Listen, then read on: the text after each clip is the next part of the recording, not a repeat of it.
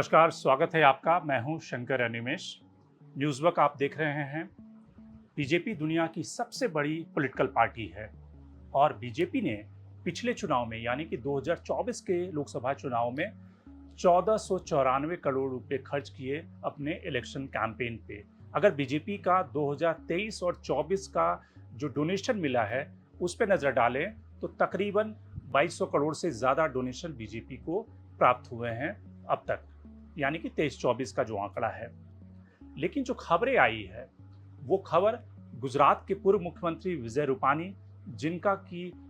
Plane crash में निधन हो गया था, यानी कि 12 जून को जो एयर इंडिया का प्लेन था वो क्रैश हुआ, उसमें former chief minister Vijay Rupani का निधन हो गया। 16 जून को राजकोट में उनकी अंतिम यात्रा निकली और जहां पे एक तरह से उनकी अंत्येष्टि हुई। लेकिन खबर ये है कि उस अंत्येष्टि का जो खर्च था, यानी कि जो एक्सपेंडिचर था, उस खर्च को बीजेपी ने उठाने से मना कर दिया और उस खर्च को यानी कि फूल लगाने का खर्च, पूरे शहर में जो प्रोसेशन निकला उसका खर्च, ये सारा खर्च परिवार को उठाना पड़ा है। अब सवाल ये है कि इतनी बड़ी पॉलिटिकल पार्टी क्या अपने राज्य के जो फॉर्मर चीफ मिनिस्टर रहे, यानी कि आनंदीबेन पटेल को जब हटाया गया था गुजरात में, उसके बाद विजय रूपानी को वहाँ पे मुख्यमंत्री के तौर पे लाया गया था, जिन्होंने पार्टी की सेवा की अलग अलग पदों पर रहते हुए, उनकी अंत्येष्टि का खर्च, उनके अंतिम राइट्स का खर्च क्या पार्टी को नहीं उठाना चाहिए था? ये सवाल कई क्वार्टर से उठ रहे हैं। अब इस खबर के तह में जब हम जाते हैं और इस खबर की तह में जब मैं गया और विजय रूपानी परिवार के जो क्लोज लोग हैं उनसे मैंने बात की, तो जो इस पूरे इंसिडेंट की जो पूरे लास्ट राइट का जो वेंडर्स थे उनके हवाले से जो बताया गया, जो कहा गया, उसको मैं आपको समझाता हूँ। विजय रूपानी की जब मौत हुई, यानी कि जब 12 जून को प्लेन क्रैश हुआ, जिसमें कि शुरुआती दौर में ही साफ हो गया था कि तकरीबन 3-4 घंटे के बाद में कि विजय रूपानी इस हादसे में नहीं बचाया जा सका है, उनकी मौत हो गई है। क्योंकि उस दिन जब हॉस्पिटल में उनकी बॉडी के पार्ट्स को इकट्ठा करके लाया गया था और जब वहाँ पे परिवार के सदस्य थे, उनसे जब मैंने पूछा तो तकरीबन 3-4 घंटों के बाद उन्होंने कन्फर्म कर दिया था कि फॉर्मर चीफ मिनिस्टर जो कि उस फ्लाइट में थे वो नहीं बचे हैं। उसके बाद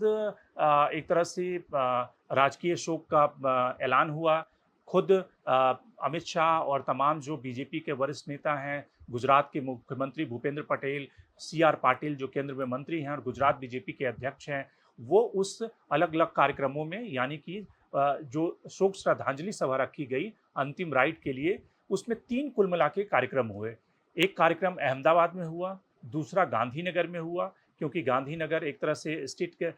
जो पावर सेंटर है, वहाँ पे कार्यक्रम हुए बीजेपी ऑफिस में अंतिम श्रद्धांजलि देने के लिए। जिस खर्चे को पार्टी ने बियर किया, यानी कि उस खर्चे को बीजेपी ने उठाया।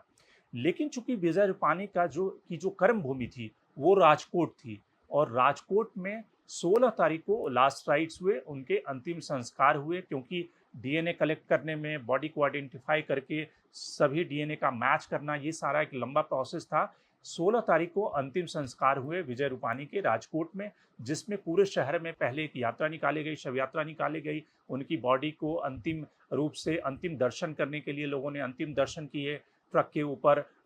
उनकी बॉडी थी और उस कार्यक्रम में खुद गृह मंत्री अमित शाह, भूपेंद्र पटेल से तमाम नेताओं ने शिरकत की और उसके बाद बीजेपी ऑफिस में ले जाया गया और लोगों ने अपनी श्रद्धांजलि दी। तो जो पूरा कार्यक्रम जो राजकोट का था, जिसके खर्चे 25 लाख से ज़्यादा थे, उस खर्चे को 2 महीने के बाद, यानी कि जुलाई के महीने में जो लोकल वेंडर थे, उन लोगों ने उसके बिल को बीजेपी के ऑफिस से संपर्क किया कि ये जो सारा कार्यक्रम हुआ, जो लास्ट राइट के कार्यक्रम हुए, उसका जो बिल है वो बीजेपी दफ्तर उसको मिट आउट करे, यानी कि उसको भरे। लेकिन बीजेपी दफ्तर ने, यानी कि जो बीजेपी के डिस्ट्रिक्ट प्रेसिडेंट या फिर जो बीजेपी के वहाँ के फंक्शनरी रहे होंगे, उन लोगों ने एक तरह से उसे भरने से मना कर दिया और परिवार से संपर्क करने को कहा। जब परिवार को ये पता चला कि बीजेपी ने इस खर्चे को भरने से मना कर दिया है और ये एक बहुत ही एम्बैरेसिंग सिचुएशन है कि एक ऐसे नेता का कि जो राज्य का मुख्यमंत्री रह चुका है, उसके लास्ट राइट का जो बिल है, वो कहीं न कहीं वेंडर चक्कर काट रहे हैं, संपर्क कर रहे हैं कि कौन उसका भुगतान करेगा। तो परिवार के लोगों ने चुपके से उस बिल का भुगतान कर दिया और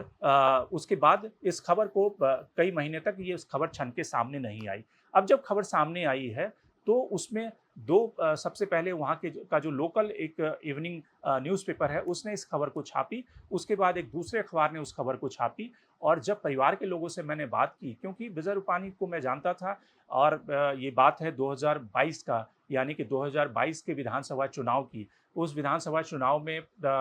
थोड़े दिन पहले ही विजय रूपाणी को मुख्यमंत्री पद से हटाया गया था और भूपेंद्र पटेल को मुख्यमंत्री बनाया गया था और उस चुनाव में बीजेपी को आश्चर्यजनक सफलता मिली, जीत हुई। तो जब मैं उनके घर पे गया तो बिल्कुल शांति थी, नीरव शांति जिसको कहते हैं, ना कोई कार्यकर्ताओं का शोर था, ना कोई जीत की उमंग थी, ना वहाँ पे ढोल नगाड़े बज रहे थे। विजय रूपाणी एक कमरे में बैठे हुए थे और जब मैंने उनसे पूछा कि आखिर आपका दोष क्या था, क्यों आपको मुख्यमंत्री पद से हटाया गया? तो उन्होंने कोई उस पे रोष प्रकट नहीं किया, कोई आक्रोश प्रकट नहीं किया कि जब किसी नेता को चीफ मिनिस्टर पद से हटाया जाता है तो वो गुस्से में होता है या उसके अंदर एक आक्रोश होता है। लेकिन एक ट्रेंड कार्यकर्ता की तरह, एक स्वयंसेवक की तरह उन्होंने कहा कि देखिए, पार्टी अलग-अलग रिस्पॉन्सिबिलिटी पे लगाती है और बाद में उन्हें पंजाब का इंचार्ज बना दिया गया था और पंजाब के इंचार्ज के नाते वो अंतिम उस प्लेन क्रैश से 5 दिन पहले तक पंजाब में कैंपेन कर रहे थे, उस बाईपोल के चुनाव को बीजेपी को जिताने के लिए। और इसलिए उन्होंने अपनी यात्रा को, जो पहले जाना था, उसको पोस्टपोन करके उन्होंने बाद का टिकट लिया था और जिसमें कि उस प्लेन क्रैश में उस हादसे में उनकी जान चली गई। तो बेहद सरल स्वभाव के थे, कोई लाग लपेट नहीं था उनकी ज़िंदगी में और ना कोई वो जीत का क्रेडिट लेते थे, ना कोई उन्हें इतनी बड़ी एम्बिशन थी कि वो पावर में बने रहने के लिए कुछ भी कर सकते हैं। पावर उन्हें अगर मिल गया, पार्टी ने रिस्पॉन्सिबिलिटी दे दी तो उसको स्वीकार कर लिया, नहीं अगर पार्टी ने उनसे वापस ले लिया रिस्पॉन्सिबिलिटी तो उसके लिए भी वो तैयार थे। लेकिन सवाल ये सबके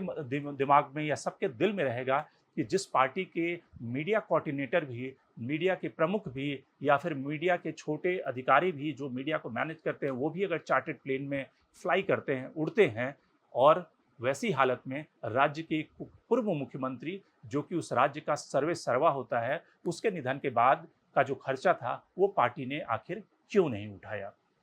लेकिन आप हमारे साथ बने रहें, हमें सब्सक्राइब करना ना भूलें, हमें शेयर करना ना भूलें और अपने कमेंट्स, अपने रिएक्शन लगातार हमें भेजते रहें।